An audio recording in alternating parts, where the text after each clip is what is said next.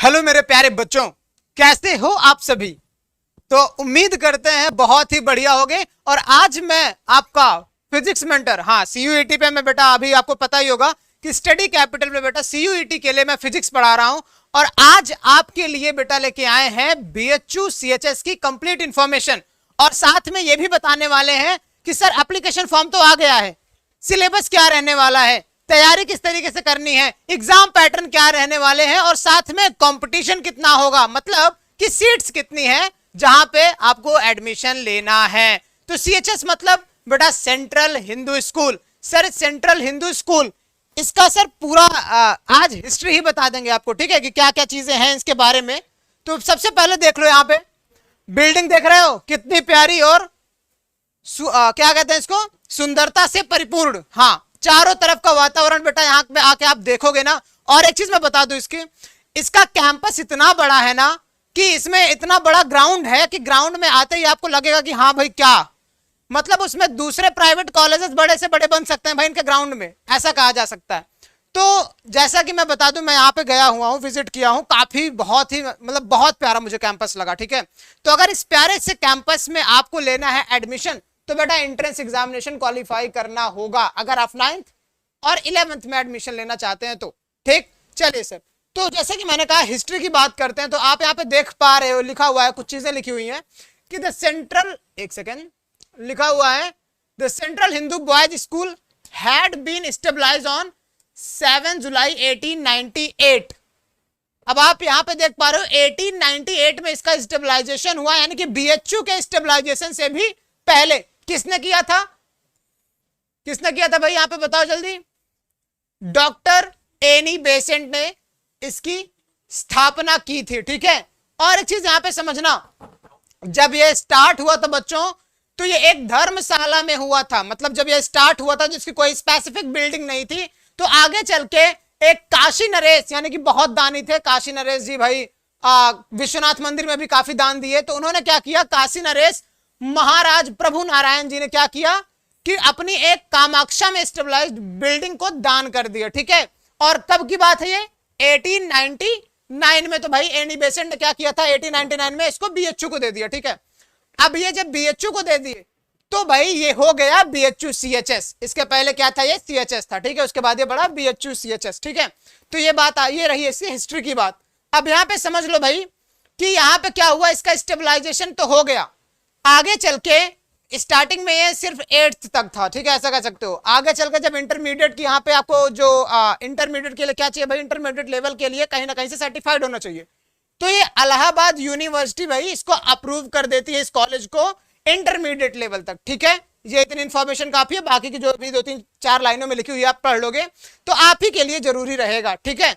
चलिए, तो अब मैं आपको बताने वाला हूं कि अगर इसमें आपको एडमिशन लेना है, तो बेटा अगर आपको 9th से बिलो एडमिशन लेना है तो सारा लॉटरी सिस्टम पे बेस है, ठीक है। आप जाओगे साइट पे, आप ऑफिशियल साइट पे देख सकते हो। मैं आज बात करने वाला हूं 9th और 11th की, ठीक है।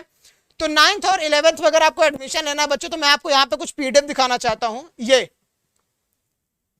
ये आप देख सकते हो कि फॉर्म तो रिलीज हो गया है। और कब हुआ था सर ये 25 फरवरी 2023, यानी कि फॉर्म इसी दिन रिलीज हो गया था।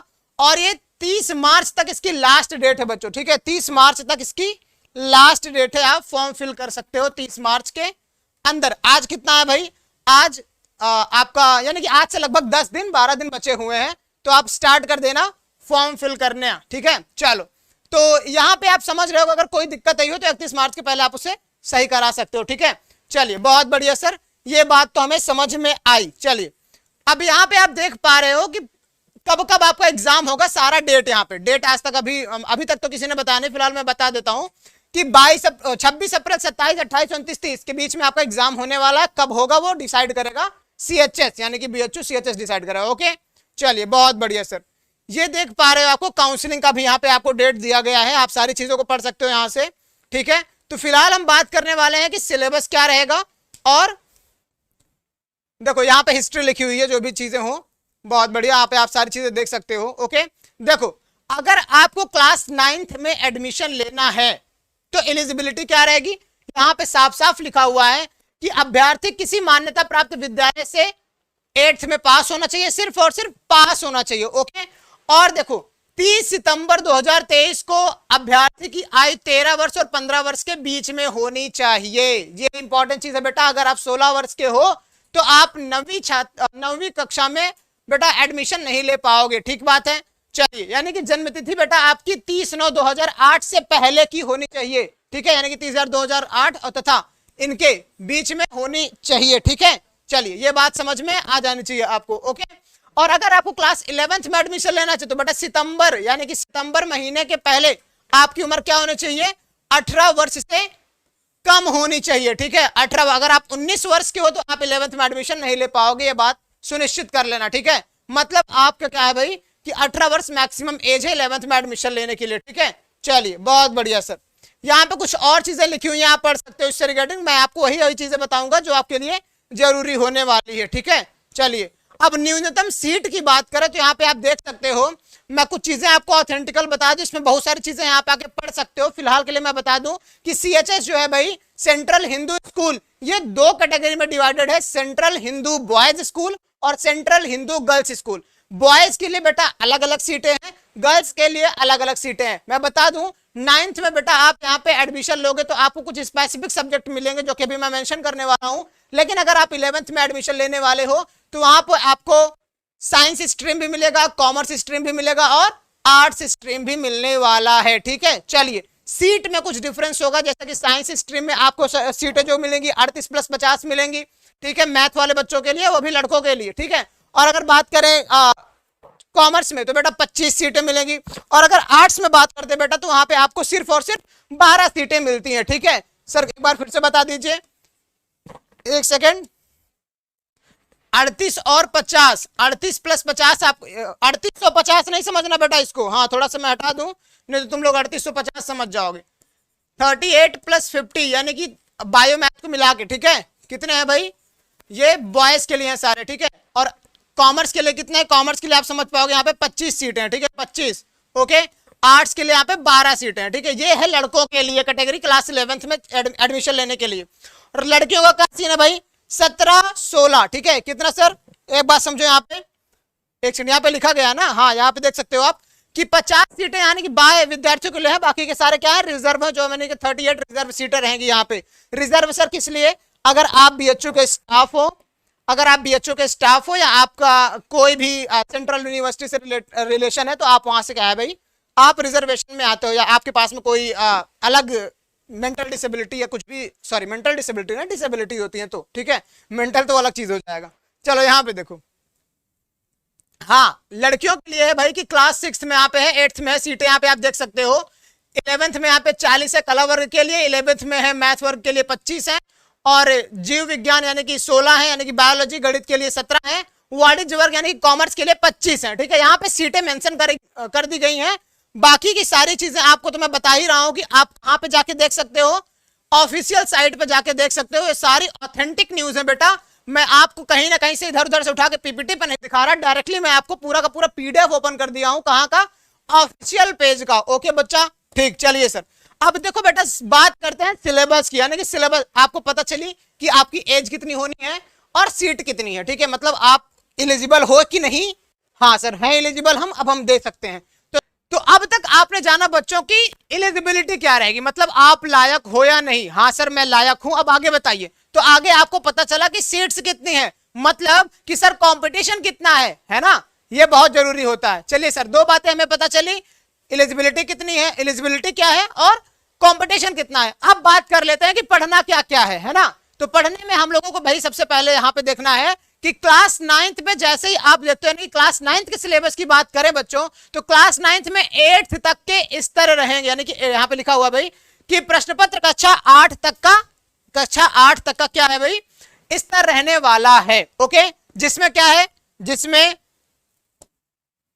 एक सेकेंड, जिसमें आपका अंग्रेजी, हिंदी, गणित, सामाजिक विज्ञान और विज्ञान जैसे 100 मल्टीपल चॉइस क्वेश्चन रहेंगे, 100 बहुविकल्पीय प्रश्न रहेंगे। ठीक है, मतलब इंग्लिश, हिंदी, मैथमेटिक्स और सोशल साइंस से टोटल 100 क्वेश्चंस रहने वाले हैं। ओके सर, ये बात समझ में आई। 9th में ज्यादा लोड नहीं लेना है बच्चों, इतने में काम खत्म आपका। ठीक है, अब 11th वाले जरा स्टार्ट कर दो भाई।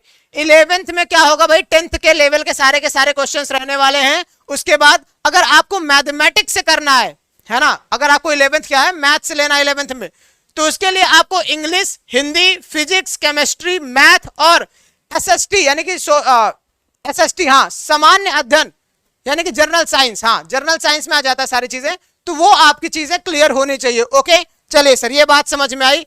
अगर आपको बेटा बायो लेना है 11th में आके अगर आपको बायो लेना है तो यहां पे देखो English, Hindi, physics, chemistry, bio और जर्नल साइंस, ठीक है जनरल साइंस, ये सारी चीजें आपकी रहने वाली हैं सिलेबस में। ओके चलिए, अगर आपको आर्ट्स लेना है बच्चों तो इंग्लिश, हिंदी, इतिहास, भूगोल, अर्थशास्त्र, राजनीतिक शास्त्र, गणित और सामान्य अध्ययन, ठीक है यानी कि इंग्लिश, हिंदी और history, geography, economics, political science, maths और जनरल साइंस आपको सिलेबस में होने वाले हैं। ठीक है चलिए सर, ये बातें तो सही है, लेकिन एक चीज और बचती है, यानी कि चूंकि जैसे कि आपको पता है सीएचएस में आपको मैथ, कॉमर्स और आर्ट्स तीनों करने की सुविधाएं मिलती हैं।